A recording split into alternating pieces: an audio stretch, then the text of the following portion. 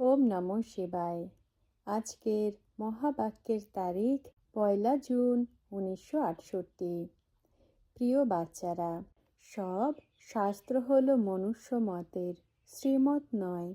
গীতার জ্ঞান তো ভগবানই শুনিয়েছেন, তার একটাই শাস্ত্র। মনুষ্য মতে চলতে চলতে তোমরা তমপ্রধান হয়ে গেছো। এরপর শ্রীমতের দ্বারা সবার কল্যাণ হয়ে যায়। মনুষ্য সৃষ্টির বদলে দৈবী সৃষ্টি স্থাপনা হয়ে যায়। ওম নমঃ শিবায়। বাচ্চারা জানে আমাদের শ্রীমত মিলছে, তো শ্রীমতকেই স্মরণ করা উচিত। বাবা মত অথবা রায় দিচ্ছেন, পড়াচ্ছেন। সর্বপ্রথমে বাবা বলেন যে বাবাকে আর ঘরকে স্মরণ করো। চলতে ফিরতে উঠতে বসতে তোমরা নিজের ঘরকে কেন স্মরণ করো না? এমন কোনো মানুষ হবে যে নিজের ঘরকে ভোলে? যদিও বিদেশে হবে, তাও নিজের ঘর তো স্মরণে হবে, তাই না? বাবাও বাচ্চাদের শ্রীমত দিয়ে থাকেন, তো তোমাদের তাকে স্মরণ করতে হয়, তখনই তোমরা পবিত্র হবে। তোমরা হলে ছি ছি, মায়া তোমাদের ছি ছি বানিয়ে দিয়েছে। তো বাবা যে শ্রীমত দিয়ে থাকেন তাকে স্মরণ করতে হবে। বাবা বলেন নিজের ঘরকে স্মরণ করো আর নিজের সুখ ধামেরও স্মরণ করান। এ তো ভোলা উচিত নয়। দুনিয়াতে মানব মত তো অনেক অনেক রয়েছে, সবাই একে অপরের মতেই চলে। তোমরা বাচ্চাদের এখন ঈশ্বরীয় মত মেলে, তাকে ভুলো না। এখানে তো বাচ্চারা বাবাকেও ভুলে যায়, তো নিজের ঘরকেও ভুলে যায়, সুখধামকেও ভুলে যায়। এই জন্য বিভ্রান্ত হয়ে যায়। বাবা বলেন, তোমাদের কি লজ্জা হয় না? বাবা আর ঘরকে তোমরা ভুলে যাও। ঘরে তোমরা যেতে পারো না, কারণ হলে অপবিত্র। আমাকে স্মরণ করো তো তোমরা পবিত্র হয়ে যাবে আর পবিত্র ধামে পৌঁছে যাবে। কত সহজ বোঝান। মিষ্টি মিষ্টি বাচ্চারা ভুলো না। মায়া ভোলানোর চেষ্টা নিশ্চয়ই করবে, কিন্তু তোমরা ভুলো না। বাবা ডাইরেক্ট বসে বোঝান, এখন তোমাদের নিজের ঘরে যেতে হবে। এখন তোমরা যেতে পারো না, কারণ তোমরা হলে ছি ছি। পবিত্র ফুল হবে, তখন নিয়ে যাব। এ তো স্মরণে থাকা উচিত। বাবা, ঘর, রাজত্ব, এ তো স্মরণ করা ভালো না? তোমরা জানো আমরা রাজত্বের অধিকারী হতে চলেছি।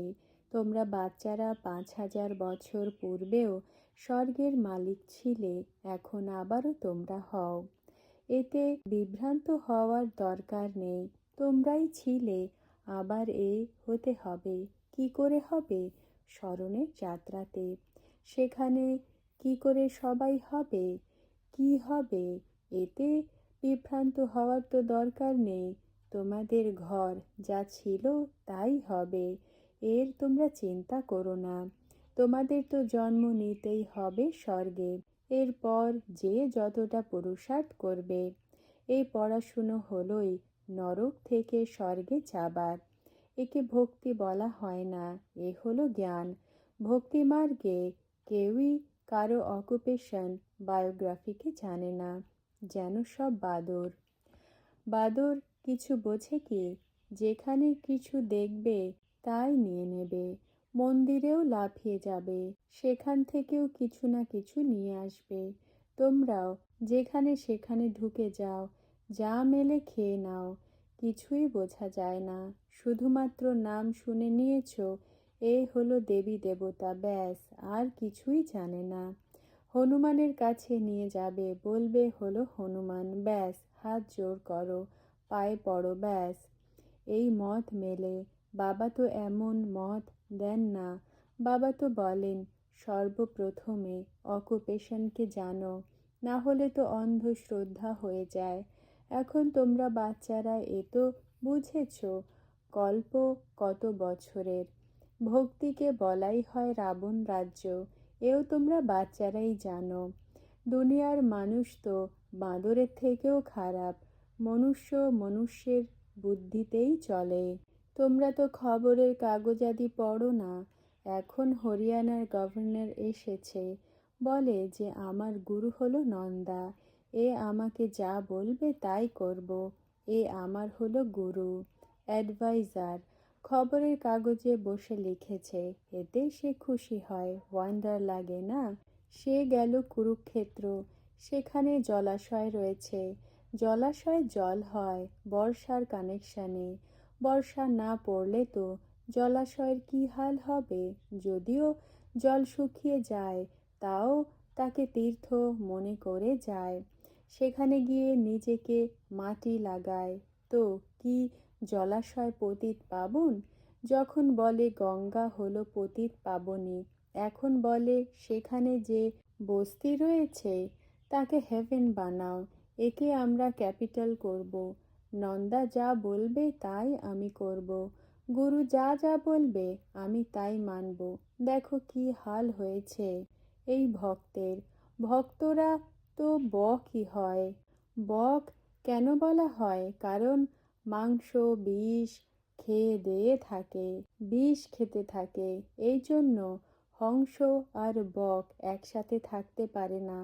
হংস তো কখনো ঝগড়া করে না, বকের দ্বারা অনেক বিরক্ত হয়। হংস মতি বেছে নেয়, আর বক নোংরা খায়। পাক্কা নিশ্চয় যাদের রয়েছে তারা বকের সাথে থাকতে পারে না। তারা চেষ্টা করবে আলাদা থাকার, বলবে যে আমরা কেন নিজে টাইম ওয়েস্ট করি। আমরা হংসদের তো কাজই হলো সবাইকে মতি চেনানো। তোমরা ব্রাহ্মণ হলে সবাই হংস, বাকি তো সব হলো শূদ্র, বক। শূদ্র তো পায়ের দিকে থাকে, তাই না? বিরাট রূপেও তো রয়েছে, দেখায় দেবতা, ক্ষত্রিয়, বৈশ্য, শূদ্র। ব্রাহ্মণদের ভুলে গেছে। শূদ্রের পরে তাদের ব্রাহ্মণ কে বানাবে এ কারোরই জানা নেই।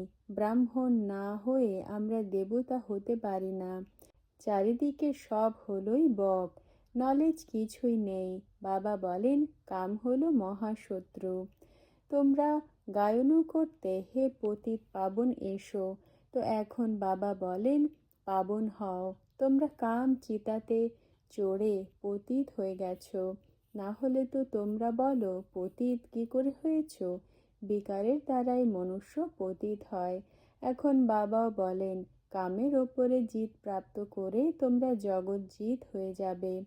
এই লক্ষ্মী নারায়ণের চিত্র রয়েছে না, তোমরা এই ডাইনেস্টিতে যাবে। আমি যখন আসি তো নতুন দুনিয়া স্থাপনা করি। এই লক্ষ্মী নারায়ণ স্বর্গের মালিক। ছোটবেলায় রাধা কৃষ্ণ প্রিন্স প্রিন্সেস ছিল। তোমরা এখানে এসেছই সত্যযুগের প্রিন্স প্রিন্সেস হওয়ার জন্য। বাবা বলেন কাম হলো মহাশত্রু। এর ওপরে জিত প্রাপ্ত করলে তোমরা বৈকুণ্ঠ পবিত্র দুনিয়াতে যেতে পারবে। কামের ওপরে জিত প্রাপ্ত না করলে তো তোমরা স্বর্গে যেতে পারবে না। স্বর্গ বলাই হয় সত্যযুগকে। ত্রেতাতে রাম সীতাকেও যদিও দেবতা বলা হয়, কিন্তু দুই কলা কম হয়ে যায় না। তোমরা জানো আমরা এখানে এসেছি নর থেকে নারায়ণ হতে। এরই আবার মিথ্যা কাহিনী বসে বানিয়ে দিয়েছে, যে জন্ম জন্মান্তর তোমরা শুনে এসেছ। কখনো রাম সীতা হবার জন্য কথা শোনায় না, কারণ সেটা তো স্বর্গই না। রামায়ণ আদির যে সব কথা তোমরা শুনে এসেছ তার সবই হলো দন্ত কথা, দুর্গতি হয়েছে। মনুষ্য মনুষ্যকে কখনো সদ্গতি দিতে পারে না। এখন তোমরা ব্রাহ্মণ বাচ্চাদের শ্রীমত মেলে আমাকে স্মরণ করো, তো তোমাদের বিকর্ম বিনাশ হবে। এও বোঝো নম্বর অনুযায়ী স্মরণ করে। ডেটি ডিনাস্টিতেও নম্বর অনুযায়ী হবে না। বাবা বোঝান তোমাদের কাছে যা কিছু রয়েছে তা ঈশ্বরের আমানত। বলেও থাকে যে এই বাচ্চা হলো ভগবান দিয়েছে। ধন হবে তাও বলবে ঈশ্বর দিয়েছে, ঈশ্বরের কৃপা। সত্যি ঈশ্বরের কৃপা, কারণ ঈশ্বরের উদ্দেশ্যে যা কিছু দান পুণ্য আদি করে তো আবার দ্বিতীয় জন্মে অল্পকালের জন্য মিলে যায়। যেমন যেমন কর্ম, কেউ ধর্মশালা বানায়, কেউ ইউনিভার্সিটি স্কুল বানায়, তো বিদ্যা খুব ভালো মেলে। যেমন কর্ম তেমন ফল মেলে। মনুষ্য মাত্র তো অনেক অনেক রয়েছে, এক না মেলে অন্যের সাথে। এ হলো ড্রামা না, এতে কোনো কিছুই পার্থক্য হতে পারে না। যার যা পার্ট মিলবে তা সে প্লে করবে। যে যে ভূমিকা কল্প পূর্বে পালন করেছিল তা আবারও পালন করবে। এ হলো ড্রামা।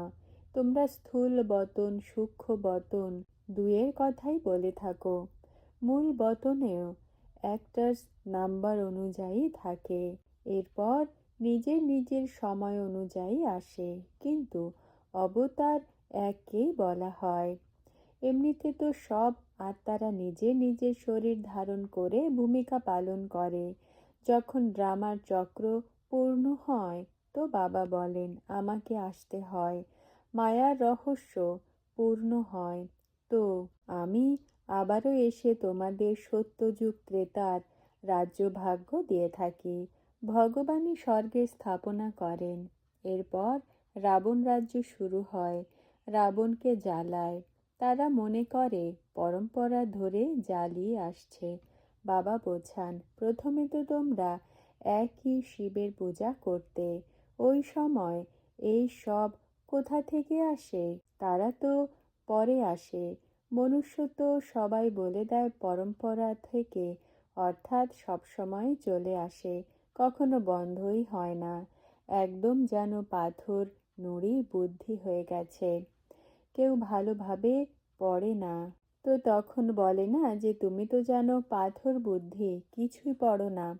অসীম জগতের বাবা অসীম জগতের বাচ্চাদেরও এমনই বলেন, আমাকে স্মরণ করো তো তোমাদের বিকর্ম বিনাশ হবে। তোমরা বলেছিলে যে বাবা তুমি আসবে, তখন আমরা তোমারই মতে চলবো। যেমন ওই গভর্নর বলে যে আমি নন্দার মতেই চলবো। এ আবার হলো অসীম জগতের কথা। বাবা আমরা তোমার শ্রীমতে শ্রেষ্ঠ হব। শ্রীমত মেলে এক, ভ্রষ্টাচারীদের তো হলো ভ্রষ্টাচারী মত। রাবণ রাজ্য না, এটা তোমরা প্রথমে বুঝতে না। মানুষ যা শোনাতো তোমরাও সত্য সত্য বলতে। এখন অজ্ঞান অন্ধকারে শুয়ে রয়েছে। তোমরাও কুম্ভকরণের নিদ্রাতে ছিলে, এখন বাবা জাগিয়েছেন। বাবা বলেন যেই রথে আমি প্রবেশ করেছি এও বাদর বুদ্ধির ছিল। সবার হেড ছিল, ফার্স্ট থেকে লাস্ট, লাস্ট থেকে ফার্স্ট। ফার্স্টে যে ডেনাস্টি সে আবার হবে, তাও নম্বর অনুযায়ী। সবার 84 জন্ম হয় না, কম কমও হতে থাকে। এখন তো বাবা এখানে রয়েছেন, এখন কেউ ওপর থেকে আসবে তো তার কি জন্ম হবে? এক জন্মই মনে করো। কারো 2 কারো 3 হবে, কিন্তু না, বাবা বলেন হলো এক, কারণ যে নতুন আসে তার মহিমা হয়। আবার ওপরে সব পাতা হলুদ হয়ে যায়। ঝাড়ের রহস্যও বাচ্চারা বুঝেছে আর বোঝানোর যোগ্য হয়েছে। তোমাদের একটা চিত্র হলো যথেষ্ট। শ্যাম সুন্দর দেখায়, বলো পুনর্জন্ম তো নিশ্চয়ই মানুষই নেয় না। সত্যযুগ থেকে শুরু হয়। শ্রীকৃষ্ণ তো ছোট বাচ্চা, দুনিয়া এসব কথাকে জানে না। পাথর বুদ্ধি, আমিও কম ছিলাম না, সব থেকে বেশি পাথর বুদ্ধি ছিলাম।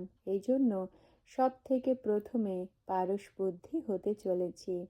গায়নও করা হয় পাথর বুদ্ধি থেকে পারস বুদ্ধি, আবার পারস বুদ্ধি থেকে পাথর বুদ্ধি। পারস রাজ্য থেকে পাথর রাজ্য। পারসনাথ আর পারসনাথনীর রাজ্য ছিল না। নেপালে আবার পারসনাথের বদলে পশুপতিনাথ বলে দেয়, অর্থাৎ জানোয়ারদের নাথ। পশুপতি নাম রয়েছে না, বলো জানোয়ার তো হলো সবই। তোমরা নিজেরাই হলে জানোয়ার, কারণ তোমরা নিজেকেই জানো না। নিজের থেকেও বেশি বাবার নিন্দা করে দিয়েছে। নিজেকে 84 লাখ জনিতে বলে দেয়, বাবাকে তো পাথর নুড়িতে কণায় কণায় নিয়ে গেছে। বাবা বলেন, যখন যখন ভারতের এমন হাল হয়, ইয়াদা ইয়াদাহি ধর্মস্য, এই অক্ষর গীতাতেই রয়েছে, আর কোনো শাস্ত্রতে নেই। এই সব শাস্ত্র হলো মনুষ্য মতের, শ্রীমত নয়, কারণ গীতার জ্ঞান তো ভগবানই শুনিয়েছেন। তার একটাই হলো শাস্ত্র। মনুষ্য মতে চলতে চলতে তোমরা তমপ্রধান হয়ে গেছ। আবার শ্রীমতের দ্বারা সবার কল্যাণ হয়ে যায়। মনুষ্য সৃষ্টির বদলে দৈবী সৃষ্টি স্থাপনা হয়ে যায়। বাবা আবার বোঝাচ্ছেন, নম্বর অনুযায়ী পুরুষার্থ অনুসারে বুঝতে থাকে। বাবা তো চান যে অনেক বুঝে তৈরি হয়ে বের হোক, কিন্তু তৈরি হয় না। সবার ভিন্ন ভিন্ন বন্ধন রয়েছে। সার্ভিস না করলে তো এতটা ফলও মিলবে না। বাবা তো খুশি হবেন না। বাবা তো প্রত্যেককে জানেন যে আমাকে কে কে স্মরণ করে, সার্ভিস কে কে করে। আসে তো অনেকে, কিন্তু সে সব হলো অল্পকালের জন্য। বাবা জানেন সেই আত্মা কোনো কাজেরই নয়, তুচ্ছ বুদ্ধি। এ ফার্স্ট ক্লাস বুদ্ধি, এ সেকেন্ড ক্লাস বুদ্ধি, এ হলো থার্ড ক্লাস বুদ্ধি। এ আবার কাকে আকর্ষণ করবে? সামনে এমন এসে দাঁড়িয়ে যায় যেন অনেক স্মরণ করে। জানি খুব ভালোভাবে, তবুও ভালোবেসে বোঝাই। তোমরা সার্ভিস না করলে তো বাবার ভালোবাসাও কি করে অনুভব করবে? ভালো বাচ্চারা যারা রয়েছে তাদের দিকে হৃদয় টেনে নেয়। এই আজ্ঞাকারী সুপুত্র বাচ্চা। বাবা নিজে বলেন, কাঁটার ওপরেও ভালোবাসা তো ফুলের সাথেও ভালোবাসা। কলিযুগে কাঁটাও রয়েছে তো ফুলও রয়েছে। সত্যযুগে দুই একত্রে হয় না। কেউ মনে করে বাবা থোড়াই এসব জানে আমাদের চলনকে। আরে বাবার জানারই বা কি দরকার রয়েছে? যে করে সেই পায়। আমার জানার বা দেখার দরকারই হয় না। স্মরণ করবে তো তার সব ফল তোমারই মিলবে। স্মরণ না করলে শুধুমাত্র বলতে থাকবে যে নিজের পদই ভ্রষ্ট করে দেবে। বাবার জানার বা দেখার কি দরকার রয়েছে? কেউ বিকারে যায় আর এখানে বলে যে আমি হলাম নির্বিকারী, তো মিথ্যে বলে। তাহলে 100 গুণ দণ্ড মিলে যাবে, আরই নিজের ক্ষতি করে ফেলে। এখানে অনেকের কাছে প্রশ্ন করা হয় যে কোনো অবজ্ঞা করেছো বা কাউকে দুঃখ দিয়েছো? কেউই হাত ওঠায় না। আমার মনে হয় 300-র মধ্যে 10-20কে ছেড়ে সবারই হাত উঠানো উচিত, কারণ বাবার মুখ্য আদেশকে মানেই না। বাবা বলেন, মামেকম স্মরণ করো। মূল কথা হলো এটা, স্মরণ করে না। এ ভুল হলো না? নিজেরই পথ ভ্রষ্ট করে দেয়, কিন্তু দেহ অভিমানের কারণে নিজের ভুল বলে না। বাস্তবে সবাই ভুল করে, সবাইকেই হাত উঠাতে হয়। এখন অভুল হয়ে যায় তো কর্মাতীত অবস্থা হয়ে যাবে। বাবাকে স্মরণ না করলে তো হলো ভুল। যথার্থ স্মরণের দ্বারাই সম্পূর্ণ পবিত্র হবে।